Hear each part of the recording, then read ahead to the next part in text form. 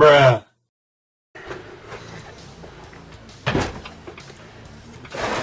This is the first, well actually it's the second, but I'm going to consider it the first engine that I found in somebody's trash and went on to do stupid stuff with it. This is kind of what kicked off the whole CRK thing. It's a 2.7 horsepower Tecumseh motor, Tecumseh, whatever you pronounce it. And it's pretty old. I don't remember how old. Is there a year on it? No, there's no year on it. It's pretty old. It was on a snowblower, I think a Craftsman snowblower. And that snowblower went on to become the Speedster go-kart, and also parts of it were used in the Chopper mini bike.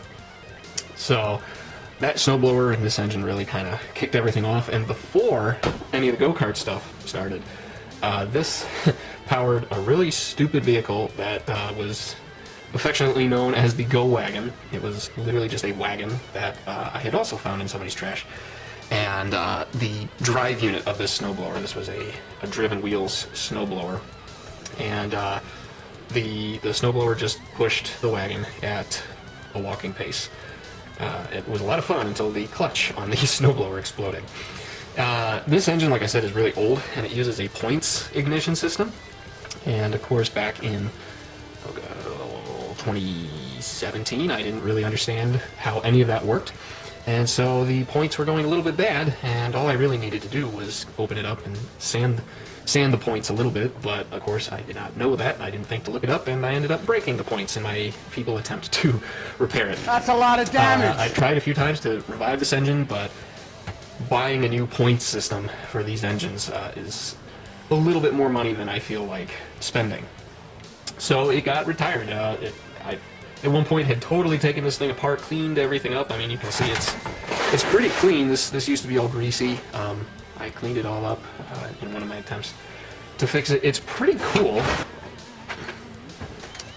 Yeah, so being this is off of a snowblower, it actually has two crankshafts. So the main crank would have powered the blower because it was moving a lot faster. And the secondary crank right here, this is actually connected to the camshaft. And this was what drove the wheels on the snowblower. So it's kind of a neat design of engine to have two crankshafts that obviously spin opposite directions from each other. Let's see, I haven't touched this in a while. It doesn't even really turn over, so I'm going to have to figure out what's going on. But, at any rate, we're going to try to revive this engine today. And the way we're going to do it is with this. This is an identical motor to my beloved. Are you sure about that? And this also came off of a snowblower. I acquired it in the summer of 2022, late summer, I think. And it came, I pulled it off the snowblower just earlier. You did not want to see that process. It was all muddy. But it came just like this. No carburetor. One of the bolts for the carburetor was missing. No spark plug, totally wide open. This oil fill was actually open just a little bit. And I brought it home. Didn't really know what to do with it at the time because I had no projects that this would be useful for, and so I parked it in the yard, and it sat through rainstorms and snow and more rain and mud and who knows what else. So this engine is kind of in a bad shape. One funny thing about this is it actually still has spark. I put a spark plug. Let's bring this over here. Look at that. It's not really focusing, but I don't know if it really focused well, but that I thought was amazing, that this engine sat out for so long and it still has spark. So like I said, I am fairly confident that this is identical, if not close enough, that they may be different years or something. There's a little stamping. If anybody knows how to read these VIN numbers and stuff on these engines, that would be helpful, but they're close enough that I think I'll be able to yank the ignition off of this engine, which is really good, as we just saw, and throw it on my old engine to revive it.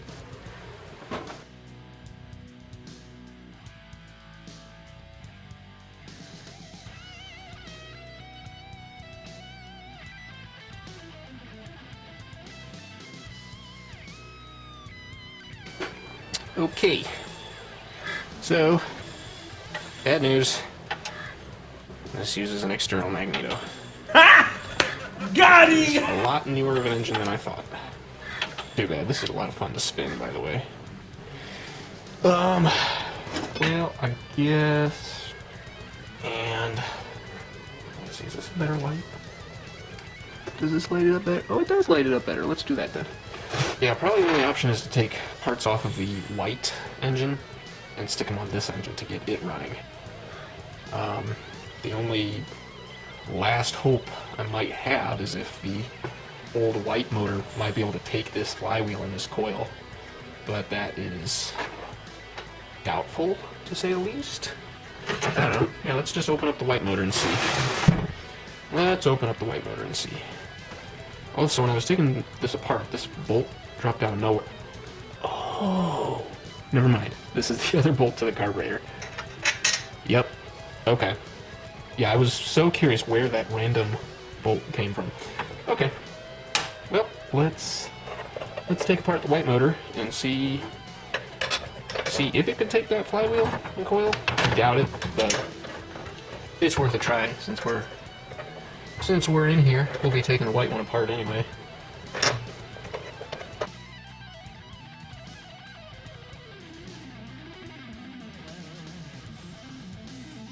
Magneto. So we'll just compare the two. So is this focusing? It's focusing. So yeah, you see here it's a modern magneto, and here there is no magneto. It is. Can I pull this off? Oh yeah, it's an old points system. I definitely thought that this engine would have had points because they look very similar. They're both old. So anyway, and actually, while we're in here, this is a good opportunity to point out what I managed to do. This is where the points usually sit, and there's a plastic piece that I lost, but I had snapped it in half. Not the smartest move on my part. That is a shame. But anyway, but yeah, it's pretty wild. These are almost the same block. This one almost looks a tad bigger. The heads compared, maybe. And obviously the exhaust exits on different sides, so definitely different generations, but definitely for sure like the same type of engine. So I'm wondering if I could,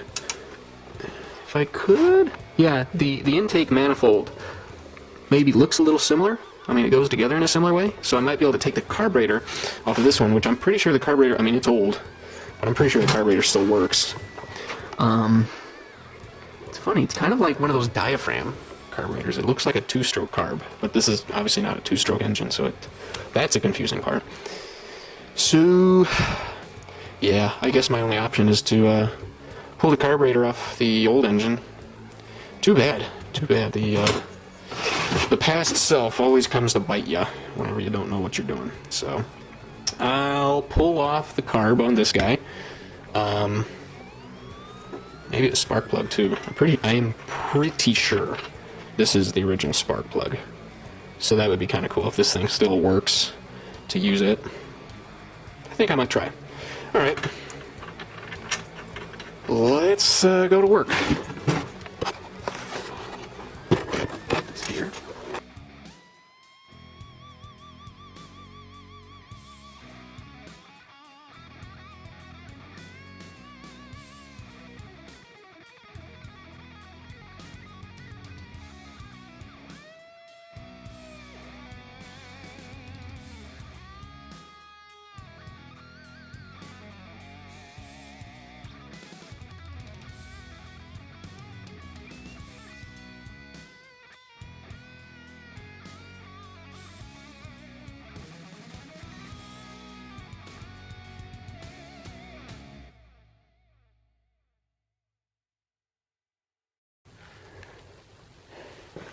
Alright, let's see.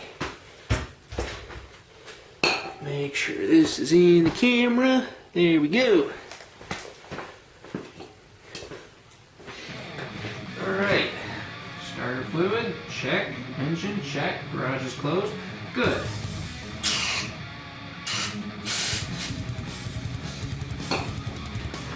Okay.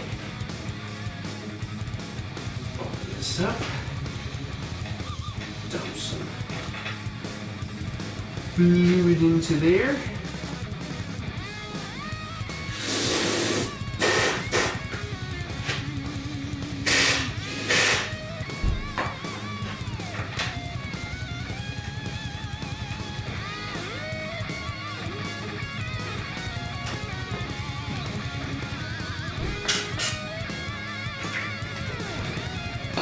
Right.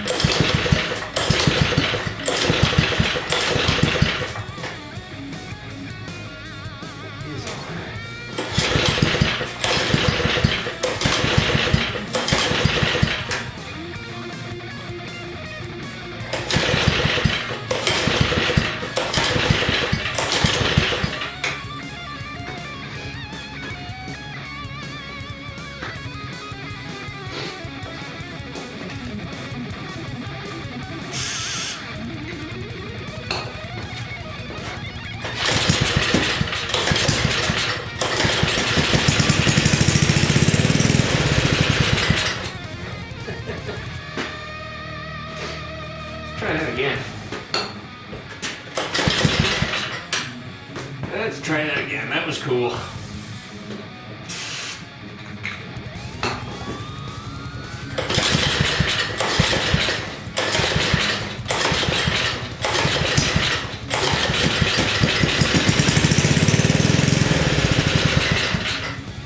Nice. Very nice. Alrighty, well, in today's episode, we got this Tecumseh running. There was a little bit of change of plans. I was originally going to get my beloved old first Tecumseh going, but it's just that point ignition. I thought that this engine here, I mean, look at them. They're both flatheads. I don't have this piece on here anymore, but there was a very similar piece that was on this. I mean, they look so similar. I just kind of was going to assume that this had points. But it doesn't. Interestingly enough, it has the mounts for points. There's I looked in there, and there were two bolt, whatever, in the casting, in the engine block cast, that was inside the flywheel that match what's in here. So I guess they were like transitioning. So this, I mean, they're both old, but I guess this one just happened to be moving to a magneto. So that is a shame that we couldn't get this one going. But this one actually was a little less work. The ignition system, as I mentioned before, remarkably still worked. This thing had been sitting out in the weather, pretty harsh weather too. I mean, snow, mud, rain, freezing, all that, for 4 or 5 months, I think. And it still worked, very strong spark. So that is pretty awesome on that part. And the only things we needed to really rob off of the old engine is the carburetor, which I have not hooked it up to fuel yet. That will be in the next episode. The next episode, I am hoping to have something to put this on so that I can properly make a fuel system. But nonetheless, I didn't hook up the fuel. I just sprayed starter fluid in the edge, and it did pull it through the carburetor just fine. So that kind of tells me that there's not really a vacuum leak. Oh no, the light died. There we go. What was I saying? Oh, yeah, I didn't think there was any vacuum leaks. The compression on this engine was very good. Are you kidding me?